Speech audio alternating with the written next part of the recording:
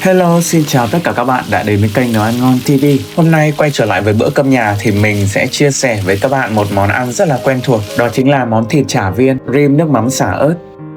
Món này có hương vị thơm cay mặn ngọt, ăn bắt cơm vô cùng. Cách làm lại đơn giản. Bây giờ mời các bạn vào bếp cùng mình nha.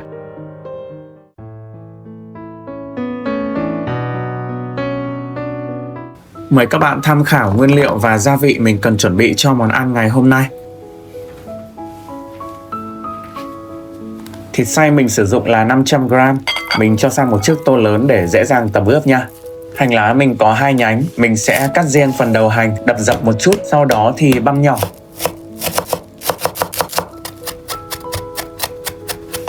Mình sẽ ướp phần đầu hành lá này vào thịt luôn. Phần thân hành thì mình cũng sẽ thái nhỏ để riêng ra.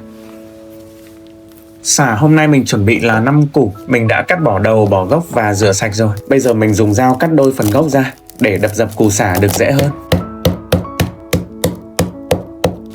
Rồi sau đó thì băm nhỏ ra nha. Sả các bạn hãy băm càng nhỏ càng tốt để khi ăn miếng sả đỡ bị to quá. Đối với người nước ngoài thì họ thường chỉ lấy phần nước ép sả thôi. Nhưng mà với cách làm truyền thống của người Việt thì sẽ thường ăn cả cái phần sả băm như vậy. Mình ướp trực tiếp một nửa số sả băm vào thịt nha. Phần còn lại thì mình cũng để riêng. Mình băm thêm 2 quả ớt cay để tăng vị cay cũng như là cho món ăn đẹp mắt hơn. Các bạn không ăn cay được có thể thay thế bằng ớt sừng nhé. Quay lại với phần thịt thì mình sẽ ướp nhẹ vào đây là một chút xíu hạt nêm, khoảng 1/4 thìa. Tiếp theo là 1/3 thìa tiêu xay cho miếng chả thơm hơn. Mình thêm vào 1 thìa bột năng hoặc bột bắp để tăng độ kết dính nha. Cuối cùng là 1 thìa dầu ăn. Trước khi trộn thì mình sẽ đeo bao tay vào, thoa một chút dầu ăn lên. Sau đó thì bóp đều thịt cho ngấm gia vị. Các bạn nhớ bóp đều và kỹ để cho phần sả băm không bị chỗ nhiều chỗ ít nha. Bây giờ thì mình sẽ nặn thành các cái miếng chả luôn nhé. Lấy một phần thịt vừa đủ ra tay, nắm cho thật chặt để cho miếng chả được chắc hơn. Nặn cho thật tròn, sau đó thì dùng chiếc thìa ấn nhẹ xuống như vậy để cho miếng chả dẹt ra. Mình sẽ dễ chiên rán và rim nước mắm hơn.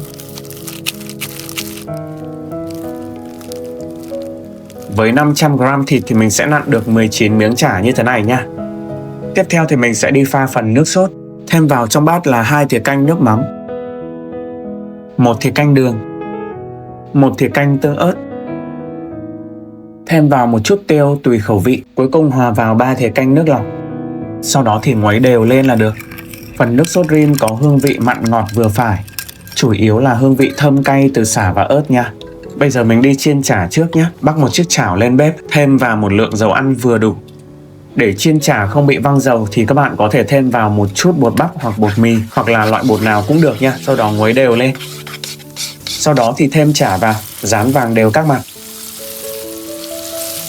Mình đang để lửa lớn một chút để cho chả nhanh vàng mà lại không bị khô bên trong.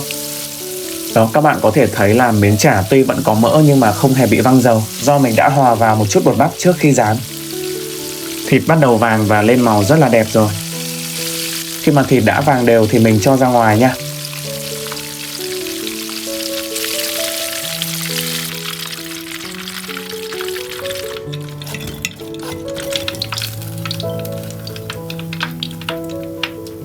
Sau đó thì các bạn trút bớt dầu ăn trong chảo ra, để lại một chút để mình phi thơm phần sả băm.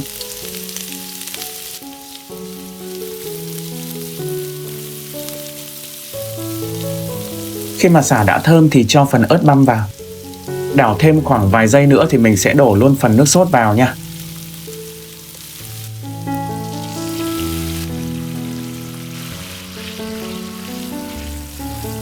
Khi mà nước sốt đã sôi thì mình sẽ trút phần chả thịt viên vào để rim.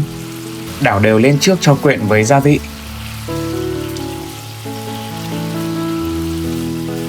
Sau đó thì mình sẽ rim trên mức lửa nhỏ nha. Vì nước cũng cạn rất là nhanh thôi, nên là mình hãy lật miếng chả thường xuyên. Khi phần nước sốt đã cạn và sánh sệt lại thì các bạn hãy đảo lên một lần nữa. Sau đó thì cho phần hành lá vào, đảo lần cuối và cho ra đĩa nha.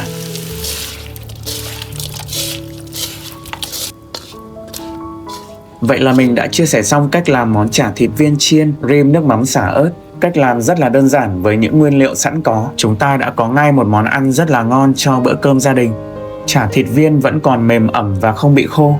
hương vị mặn ngọt vừa phải, thơm cay mùi sả ớt và tiêu. Món này ăn rất là tốn cơm nha. Cảm ơn tất cả các bạn đã quan tâm theo dõi.